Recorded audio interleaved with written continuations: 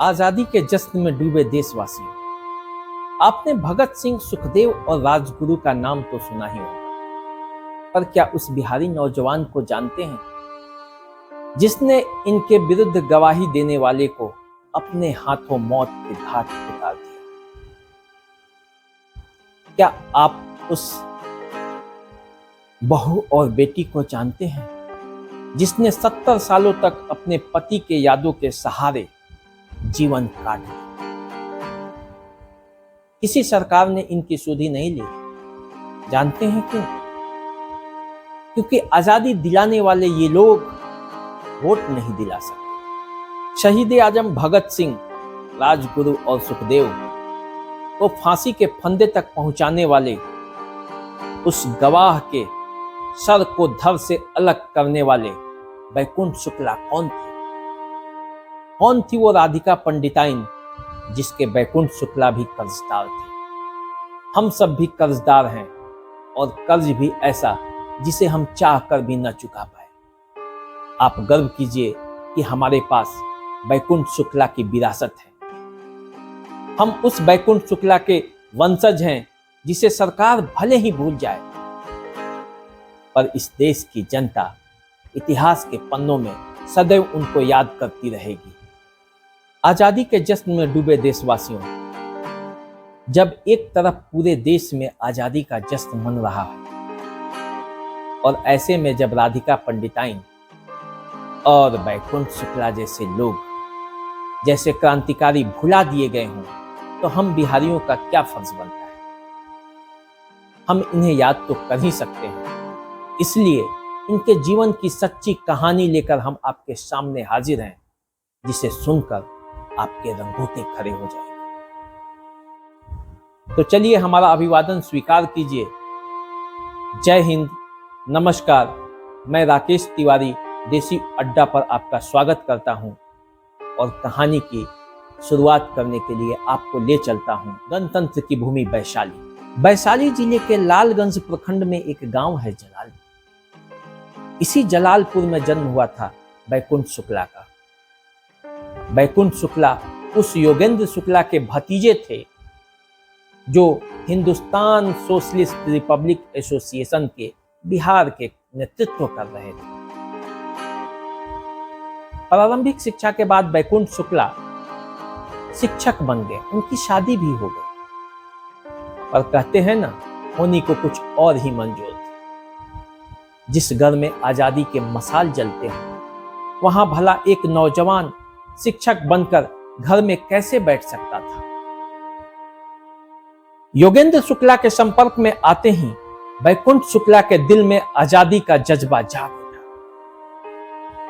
वो आजादी का मसाल लेकर अपनी पत्नी के साथ निकल पड़े, आजादी के आंदोलन में कूद पड़े।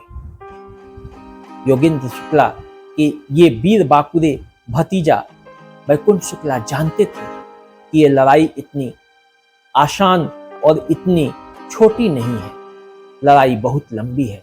इसलिए वे अपनी पत्नी को चंपारण के गांधी आश्रम में छोड़ आए। उनकी पत्नी राधिका देवी स्वतंत्रता सेनानियों के सेवा और सहयोग में जुट गई, और वे अपने मिशन के लिए निकल पड़े।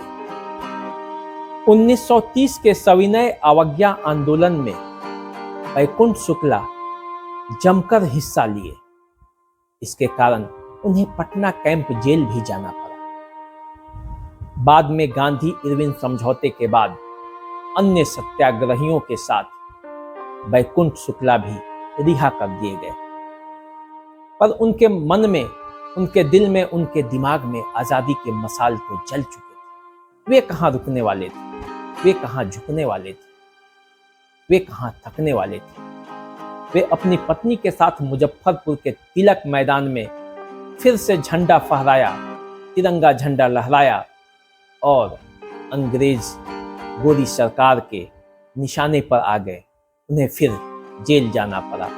बाद में उनकी पत्नी को भी जेल जाना पड़ा, पर समय का चक्र है, जेल से नाता जुड़ गया, और वे जेल आते रहे, जाते रहे, लेकिन आजादी का मसाल जलाए रखा। इस बीच शहीद आजम भगत सिंह, राजगुरु और सुखदेव को फांसी की सजा दे दी गई। गोरी सरकार ने उन्हें फांसी के फंदे पर लटका दिया। पता चला कि बिहार के बेतिया का रहने वाला फणींद्रनाथ घोष सरकारी गवाह बना, जिसके वजह से इन तीनों स्वतंत्रता सेनानियों को फांसी के फंदे पर झूल जाना पड़ा। अब क्या था, बैकुंठ शुक्ला के मन में विद्रोह की भावना जग उठी। वे फणींद्रनाथ घोष को हर कीमत पर मौत के मुंह में पहुंचा देना चाहते थे और इसमें घी का काम किया देश के अन्य क्रांतिकारियों का संदेश। देश के अन्य भागों से ये आवाज होने लगा, ये आवाज उठने लगा कि बिहार इस कलंक के टीका को ढोएगा या धोएगा। फिर क्या था, यह एक ऐसा संदेश था जिसने बिहार के क्रांतिकारियों में विद्रोह की ज्वाला फूंक दी। वे चाहते थे कि किसी भी कीमत पर फणींद्रनाथ घोष को मौत के मुहाने तक ले जाया जाए और इसीलिए क्रांतिकारियों ने एक बैठक की। बैठक में यह तय हुआ कि बैकुंठ शुक्ला और चंद्रमा सिंह फणींद्रनाथ घोष को मौत के हवाले करेंगे और हुआ भी ऐसे। फणींद्रनाथ को मौत के नींद सुलाने के बाद चंद्रमा सिंह और बैकुंठ शुक्ला सोनपुर पहुंच गए राम विनोद सिंह के घर और यहीं पे तय हुआ कि जब पुलिस पकड़ेगी, जब पुलिस के हवाले होंगे तो एक आदमी, एक स्वतंत्रता सेनानी ही फांसी के फंदे पर झूलेगा, एक देश सेवा के लिए बचा रहेगा। और यहाँ भी बैकुंठ शुक्ला ने बाजी मारी और फांसी के फंदे को अपने लिए चुना। उन्होंने फणींद्रनाथ घोष की मौत की पूरी जवाबदेही अपने ऊपर ले ली और चंद्रमा सिंह बच गए। फणींद्रनाथ घोष को फांसी के फंदे पर झुलाने की तैयारी होने लगी।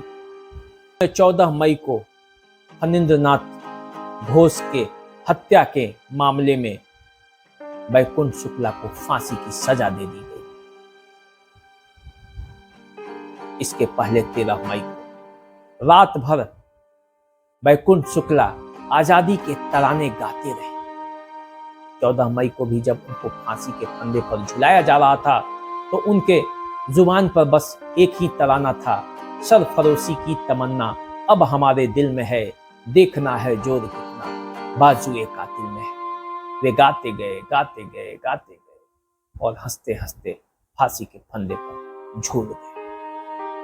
इधर गांधी आश्रम में रह रही राधिका देवी को अपने पति के कारनामों की पूरी जानकारी मिल चुकी थी, पर उन्हें अपने पति पर गर्व था। शेष जीवन उन्होंने क्रांतिकारियों की सेवा में गुजारने का निर्णय लिया। वे सेवा करती रही, समय गुजरता रहा और धीरे धीरे राधिका देवी राधिका पंडिताइन बन गई। लोग उन्हें राधिका पंडिताइन के नाम से पुकारने लगे। समय बीता और देश आजाद हुआ, पर इस आजाद देश में अकेली राधिका पंडिताइन को भला कौन पूछता। लोकतंत्र जब वोट तंत्र में बदल जाए तो राधिका पंडिताइन इन नेताओं के लिए किस काम। 95 साल के उम्र में 2004 में राधिका पंडिताइन गुजर गई। जमीन जायदाद तो न जाने कब के रिश्तेदार हड़प चुके थे। मायके से जवानी में ही नाता टूट चुका था। उनके पास कोई पूंजी बची थी तो वो थी पति की गर्व भरी यादें। उसी याद के सहारे, उसी पूंजी के सहारे राधिका पंडिताइन अपनी पूरी जिंदगी काट दी। राधिका पंडिताइन की त्याग, तपस्या और उनके कर्म का कर्जदार पूरा देश रहेगा। आज भी है, कल भी रहेगा। रही बात बैकुंठ शुक्ला के गांव की, तो उनके गांव में उनका पुश्तैनी एक घर अभी भी बचा हुआ है जो खंडहर के समान है। उस खंडहर में लोग कूड़ा फेंकते हैं। भावी पीढ़ी को ये पता भी नहीं है कि इस घर में कभी बैकुंठ शुक्ला पैदा भी हुए थे। यही है हमारी सरकार और हमारा स्वतंत्रता सेनानियों के प्रति प्रेम और समर्थन। क्या कभी हम अपने स्वतंत्रता सेनानियों के प्रति जाग पाएंगे? यही है हमारे गुमनाम बैकुंठ शुक्ला की सच्ची कहानी। आपको कैसा लगा कमेंट करके जरूर लिखें।